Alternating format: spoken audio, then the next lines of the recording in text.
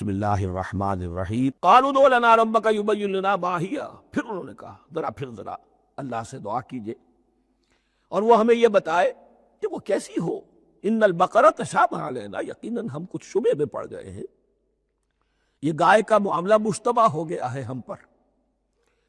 قال انہ یقول، فرمایا اللہ فرماتا ہے انہا بقرۃ لا ذلول تثیر الارض ولا تسقی الحرث، وہ ایک ایسی گائے ہونی چاہیے کہ جو کوئی جس سے مشقت نہ لی جاتی ہو، نہ وہ ہل جوتتی ہو اور نہ وہ رہٹ کا پانی کھینچتی ہو۔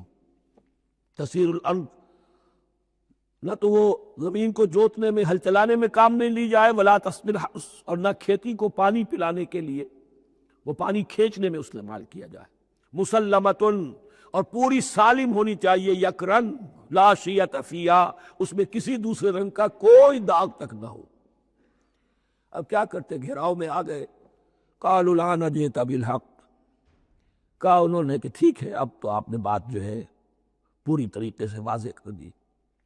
فذبحوها وما كانوا يفعلون، تب انہوں نے اس کو ذبح کیا اور وہ کرنے والے نہیں تھے، دل میں نہیں تھا، باندلے ناخواش تھا۔ اب دیکھیے یہاں ترتیب ذرا واقعے کی جو ہے مختلف ہو گئی ہے۔ جو اس ذبح بقرہ کا سبب تھا وہ بعد میں بیان ہو رہا ہے۔ تورات میں چونکہ واقعات کو اس طریقے سے بیان کیا ہے لہذا وہاں ترتیب دوسری ہے۔ وَإِذْ قَتَلْتُمْ نَفْسًا فَادَّارَأْتُمْ فِيهَا، اور یاد کرو جب کہ تم نے ایک جان کو قتل کیا تھا اور اس کا الزام تم ایک دوسرے پر لگا رہے تھے، یعنی کسی کا پتہ نہیں چل رہا تھا قاتل کون ہے۔ وَاللَّهُ مُخْرِجٌ مَا كُنْتُمْ تَكْتُمُونَ، اور اللہ تعالیٰ فیصلہ کر چکا تھا کہ جو کچھ تم چھپا رہے ہو اسے نکال کر رہے گا، واضح کرے گا۔ فَقُلْ اضْرِبُوهُ بِبَعْضِهَا، تو ہم نے حکم دیا کہ اس کی لاش کو اس گائے کے ایک ٹکڑے سے، اس کے جسم کے ایک حصے سے ضرب لگاؤ۔ كَذَلِكَ يُحْيِي اللَّهُ الْمَوْتَىٰ، اور دیکھو اس طریقے سے اللہ مردوں کو زندہ کر دے گا۔ تھوڑی دیر کے لیے وہ زندہ ہوا، اس نے اپنے قاتل کا نام بتا دیا۔ وَيُرِيكُمْ آيَاتِهِ لَعَلَّكُمْ تَعْقِلُونَ، اور وہ تمہیں دکھاتا ہے اپنی آیات تاکہ تم عقل سے کام لو۔ اب جو الفاظ آ رہے ہیں بہت سخت ہیں، بہت سخت ہیں، لیکن ان کو پڑھتے ہوئے دروں بینی ضرور کیجیے گا، اپنے اندر جھانکیے گا۔ ثُمَّ قَسَتْ قُلُوبُكُمْ، پھر تمہارے دل سخت ہو گئے جب دین میں ہیلے بہانے نکالے جانے لگے اور ہیلوں بہانوں کے ذریعے سے شریعت کے احکام سے بچا جائے، اللہ کو دھوکہ دینے کی کوشش کی جائے، اس کا جو نتیجہ نکلتا ہے وہ دل کی سختی۔ ثم قست قلوبکم، پھر تمہارے دل سخت ہو گئے۔ فہی کالحجارۃ او اشد قسوہ، تو وہ تو اب پتھروں کے مانند ہے بلکہ سختی میں ان سے بھی زیادہ شدید ہے۔ یہ ویسے بھی فصاحت اور بلاغت کا بھی بڑا ایک عمدہ مقام ہے قرآن کا۔ وَإِنَّ مِنَ الْحِجَارَةِ لَمَا يَتَفَجَّرُ مِنْهُ الْأَنْهَارُ، پتھروں میں سے تو ایسے بھی ہوتے ہیں جن میں سے چشمے پھوٹ بہتے ہیں۔ وَإِنَّ مِنْهَا لَمَا يَشَّقَّقُ فَيَخْرُجُ مِنْهُ الْمَاءُ، اور ایسے بھی ہیں جو شق ہو جاتے ہیں، پتھر چٹانیں، ان میں سے پانی برآمد ہو جاتا ہے۔ وَإِنَّ مِنْهَا لَمَا يَهْبِطُ مِنْ خَشْيَةِ اللَّهِ، اور ان میں وہ بھی ہوتے ہیں جو اللہ کے خوف سے گر پڑتے ہیں۔ وَمَا اللَّهُ بِغَافِلٍ عَمَّا تَعْمَلُونَ، اور اللہ تعالیٰ غافل نہیں ہے اس سے جو تم کر رہے ہو۔ یہ کیفیت جو ہے ثُمَّ قَسَتْ قُلُوبُكُمْ فَهِيَ كَالْحِجَارَةِ أَوْ أَشَدُّ قَسْوَةً، ہے کون؟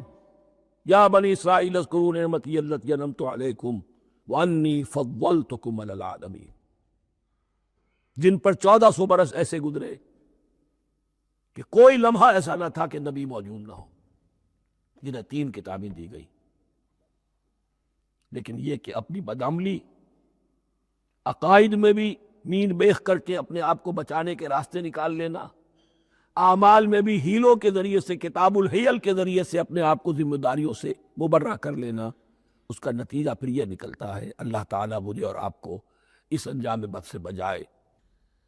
افتطمعون ان یؤمنوا لکم وقد کان فریق منہم یسمعون کلام اللہ ثم یحرفونہ من بعد ما عقلوہ وہم یعلمون۔ صدق اللہ العظیم۔ رب اشرح لی صدری ویسر لی امری واحلل عقدۃ من لسانی یفقہوا قولی اللہم ربنا الہمنا رشدنا واعذنا من شرور انفسنا اللہم ارنا الحق حقا وارزقنا اتباعہ وارنا الباطل باطلا وارزقنا اجتنابہ اللہم وفقنا لما تحب وترضى اللہم ربنا آنس وحشتنا فی قبورنا وارحمنا بالقرآن العظیم اللہم اجعلہ لنا اماما ونورا وہدا ورحمہ اللہم ذکرنا منہ ما نسینا وعلمنا منہ ما جہینا وارزقنا تلاوتہ آناء اللیل وآناء النہار واجعلہ لنا حجتا یا رب العالمین آمین۔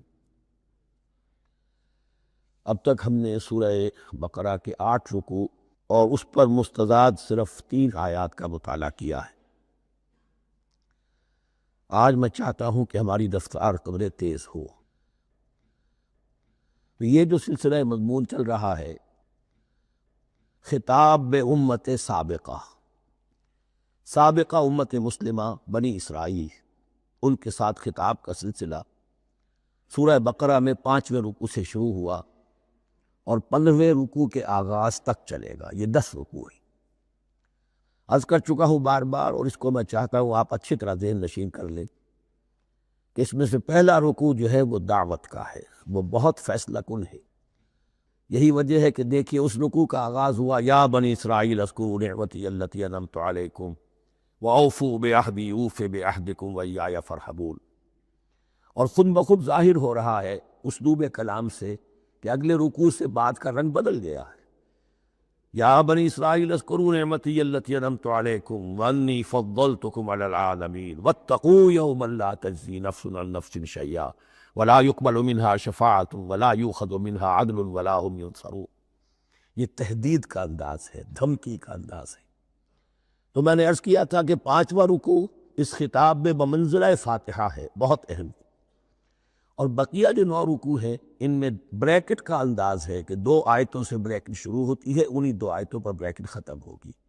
یہ ملامت کا خطاب ہے، اور ان کے خلاف ایک مفصل فرد قرارداد جرم جو ہے وائد کی گئی ہے، جس کے نتیجے میں وہ اس منصب سے معزول کر دیے گئے جس پر 2000 برس سے فائز تھے، اور ان کی جگہ پر اب امت محمد، نئی امت مسلمہ علی صاحب الصلاۃ والسلام، اب اس کا نصب، اس کی انسٹالیشن اور اس کی انسٹالیشن سیریمنی کے طور پر تحویل قبلہ کا معاملہ۔ یہ ربط کلام اگر سامنے نہ رہے تو انسان کھو جاتا ہے۔ قرآن مجید کی طویل صورتوں کو پڑھتے ہوئے کہ بات کہاں سے چلی تھی، کدھر جا رہی ہے، کیا ربط ہے، کیا تعلق ہے، سیاق کلام کیا ہے، اس کو میں اس لیے بار بار، حالانکہ مجھے معلوم ہے کہ وقت کم ہے لیکن میں اس چیز کو زیادہ اہمیت دے رہا ہوں۔ اب ان 9 رکوعوں کے مضامین میں کچھ تو واقعات ہیں، تم نے یہ کیا، تم نے یہ کیا، تم نے یہ کیا، ظاہر بات ہے ترجمہ تو کرنا ہوگا، کچھ مختصر وضاحت بھی کرنی ہوگی، لیکن ان کے تفصیل میں جانے کی ضرورت نہیں۔ لیکن آپ نے دیکھا کہ کچھ واقعات کے بعد پھر کچھ ایسے یونیورسل ٹروتھس بیان ہوئے ہیں، ایسے عظیم حقائق، یہ جو ابدی حقائق ہیں، ان کا کسی وقت سے، کسی قوم سے، کسی خاص گروہ سے تعلق نہیں، وہ تو اصول ہیں، سنت اللہ ہم انہیں کہہ سکتے ہیں، یہ اللہ کے جو عام قوانین ہیں، قواعد ہیں اس کائنات میں۔ ایک تو قوانین ہے طبعیہ، فزیکل لاز، ایک مورل لاز ہے کہ جو اس دنیا میں اللہ تعالیٰ کی طرف سے کار فرما ہے۔ تو جہاں وہ مورل لاز آتے ہیں جنہیں آپ کہا کرتے تھے جب بچپن میں کہانی پڑھی اور کہانی کے بعد لکھا اس کا مورل لیسن کیا ہے، اس کہانی سے سبق کیا حاصل ہوا، تو تھوڑے تھوڑے وقفے کے بعد وہ آیات آتی ہیں کہ جو اس گویا کہ اس سلسلہ کلام کے اندر یہ انتہائی اہمیت کی حامل ہے، اس لیے کہ وہ یونیورسل اہمیت کی حامل ہے، اور ان میں در حقیقت ایک رہنمائی پوشیدہ ہے موجودہ امت مسلمہ کے لیے۔ مثلا جتنا حصہ ہم اب تک پڑھ چکے ہیں ان میں سے پہلے تو وہ آیت یاد کیجئے وَضُرِبَتْ عَلَيْهِمُ الذِّلَّةُ وَالْمَسْكَنَةُ وَبَاءُوا بِغَضَبٍ مِّنَ اللَّهِ۔ معلوم ہوا کہ ایسا ہو سکتا ہے کہ ایک امت مسلمان ہو، اس پر اللہ کے بڑے فضل ہوئے ہوں، بڑا اکرام ہوا ہو، بہت انعام ہوا ہو، پھر وہ اپنی بے عملی یا بد عملی کے باعث اللہ تعالیٰ کے غضب کی مستحق ہو جائے اور ذلت اور مسکنت اس پر تھوپ دی جائے۔ یہ ایک یونیورسل ٹروتھ وہاں سے نکل آیا کہ ہمیں سوچنا ہوگا، یہ ایک لمحہ فکریہ ہے امت مسلمہ کیا کہ کیا ہم تو کہیں آج اس پوزیشن میں نہیں ہیں۔ حدیث میں آپ کو سنا چکا ہوں، لَيَأْتِيَنَّ عَلَىٰ أُمَّتِي مَا أَتَىٰ عَلَىٰ بَنِي إِسْرَائِيلَ حَسْبَ النَّعْلِ بِالنَّعْلِ۔ دوسرا اسی طرح کا یونیورسل ٹروتھ والا مقام تھا آخری جو ہم نے کل پڑھا ہے، ثُمَّ قَسَتْ قُلُوبُكُمْ وَهِيَ كَالْحِجَارَةِ أَوْ أَشَدُّ قَسْوَةً۔ کسی مسلمان امت کا یہ حال بھی ہو سکتا ہے کہ ان کے دل اتنے سخت ہو جائیں کہ سختی میں پتھروں کو اور چٹانوں کو مات دے جائیں۔ یہ بھی ایک کیفیت ہے جو سامنے آئی، حالانکہ قوم وہ ہے انی فضلتکم علی العالمین، از کجا تاب کجا، لیکن یہ حقیقت بھی ہمارے سامنے آئی کہ یہ چیزیں جو ہیں اپنی جگہ پر امکانات میں سے ہیں۔ البتہ یہاں ایک بات میں عرض کر دوں کہ اس قساوت قلبی میں پوری امت برابر مسلط جو ہے مبتلا نہیں ہوا کرتی، اس میں امت کے جو قائدین ہوتے اور امت مسلمہ کے قائدین اس کے علماء ہوتے، سب سے زیادہ شدت کے ساتھ یہ خرابی ان میں آتی ہے، اس لیے کہ باقی لوگ تو پیروکار ہیں، پیچھے چلتے ہیں، وہ اعتماد کرتے ہیں کہ یہ ہے اللہ کی کتاب کے پڑھنے والے، یہ ہے تورات کے حامل، یہ جانتے ہیں، وہ ان کے پیچھے پیچھے چل رہے ہوتے ہیں۔ لیکن جو لوگ جان بوجھ کر اللہ کی کتاب میں تحریف کر رہے ہوں، انہیں تو پتہ ہے ہم کیا کر رہے ہیں۔ جو لوگ جان بوجھ کر حق کو پہچان کر اس کا انکار کر رہے ہیں، انہیں تو پتہ ہے کہ ہم کیا کر رہے ہیں۔ در حقیقت یہ سزا ان پر آتی ہے۔ یہ بات اب ان آیات میں جو آج ہم پڑھنے چلے ہیں بہت زیادہ واضح ہو جائے گی انشاءاللہ۔ فرمایا افتطمعون ان یؤمنوا لکم، تو اے مسلمانوں کیا تم یہ توقع رکھتے ہو کہ یہ ایمان لے آئیں گے تم پر، تمہاری بات مان لیں گے؟ ظاہر بات ہے مسلمانوں کو توقع تھی کہ مشرکین مکہ تو بہت دور تھے دین سے، توحید سے دور، رسالت کا کوئی تصور ہی نہیں، کتاب کوئی ان کے پاس تھی ہی نہیں۔ یہ تو یہود ہیں اور ان کے پاس تو کتاب رہی ہے، یہ موسیٰ کے ماننے والے ہیں، یہ توحید کے علم بردار ہیں، یہ آخرت کا بھی اقرار کرتے ہیں، تو انہوں جھٹپٹ مان لینا چاہیے۔ تو جو مسلمانوں کے دل میں، عام مسلمانوں کے دل میں جو حسن ظن تھا، اب در حقیقت یہ اس کو ایڈریس کیا جا رہا ہے، افتطمعون ان یؤمنوا لکم، تمہیں بڑی طمع ہے، کوشش ہے، تمہاری خواہش ہے، آرزو ہے، تمنا ہے، توقع ہے کہ یہ بات مان لے گے تمہاری۔ وَقَدْ كَانَ فَرِيقٌ مِّنْهُمْ يَسْمَعُونَ كَلَامَ اللَّهِ ثُمَّ يُحَرِّفُونَهُ مِن بَعْدِ مَا عَقَلُوهُ وَهُمْ يَعْلَمُونَ، جبکہ حال یہ ہے کہ ان میں سے ایک جماعت، ایک گروہ وہ بھی ہے کہ جو اللہ کے کلام کو سن کر پھر اس میں تحریف کرتا رہا ہے، اس کے بعد کہ اس کو سمجھ لیتا تھا اور اچھے جان بوجھ کر تحریف کرتا تھا۔ اب ظاہر بات ہے وہ گروہ کون ہوں گے؟ علماء ہی تو ہیں، عام آدمی تو تحریف نہیں کر سکتا تھا، تحریف کرنے والے تو علماء تھے۔ افتؤمنون ان یؤمنوا لکم وقد کان فریق منہم یسمعون کلام اللہ ثم یحرفونہ من بعد ما عقلوہ وهم یعلمون واذا لقوا الذین آمنوا قالوا آمنا۔ اب دیکھیے ایک بات بڑی عجیب سامنے آئے گی کہ جس طرح منافقین مسلمانوں میں تھے، ایسے ہی منافقین یہود میں بھی تھے۔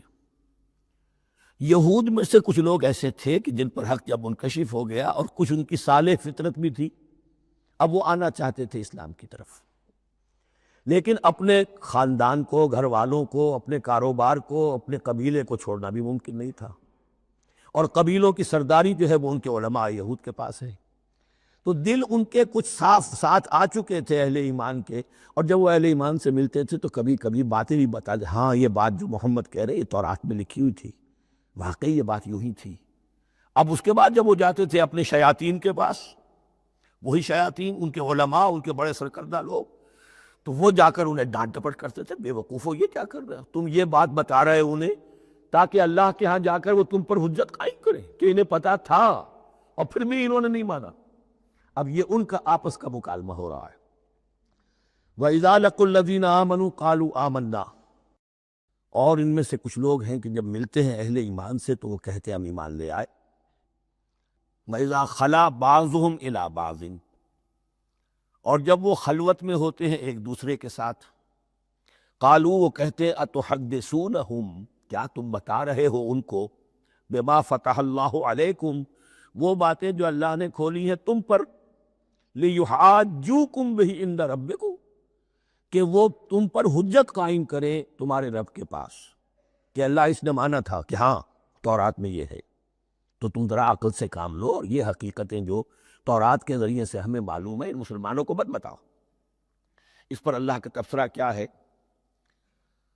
افلا تعقلون، یہ تو ابھی انہی کا قول ختم ہوا کہ کیا تم عقل نہیں ہے کہ تم ایسا بیوقوفی کا کام کر رہے ہو؟